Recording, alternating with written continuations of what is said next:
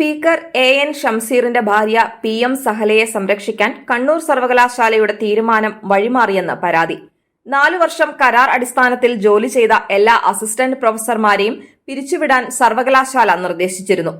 വീണ്ടും വിജ്ഞാപനം പുറപ്പെടുവിച്ച് പുതുതായി ഇന്റർവ്യൂ നടത്തി അധ്യാപകരെ നിയമിക്കുവാനുള്ള തീരുമാനത്തിലാണ് സിൻഡിക്കേറ്റ് ഭേദഗതി നിർദ്ദേശിച്ചത്.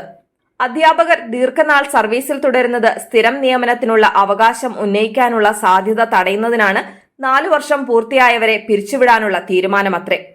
എന്നാൽ ടീച്ചർ എഡ്യൂക്കേഷൻ സെന്ററിലെ അധ്യാപകരെ മാത്രമായി ഒഴിവാക്കാനും 4 വർഷ പൊതുനിബന്ധന ഇവർക്ക് ബാധകമാക്കരുതെന്നുമുള്ള സിൻഡിക്കേറ്റിന്റെ നിർദ്ദേശപ്രകാരമാണ് ഭേദഗതി വരുത്തിക്കൊണ്ട് മെയ് 28-ന് പുതിയ ഉത്തരവിറക്കിയിരിക്കുന്നത്.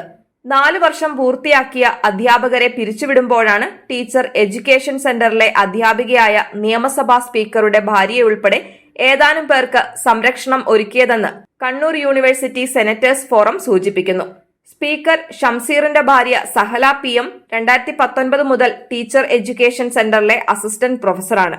നിയമം എല്ലാവർക്കും ഒരുപോലെ ബാധകമാക്കണമെന്നും 4 വർഷം പൂർത്തിയാക്കിയ എല്ലാ ടീച്ചർ എഡ്യൂക്കേഷൻ അധ്യാപകരെയും പിരിച്ചുവിടണമെന്നും ആവശ്യപ്പെട്ട് Kannur university senators forum convener Shino P Jose VCക്ക് നിവേദനം നൽകി.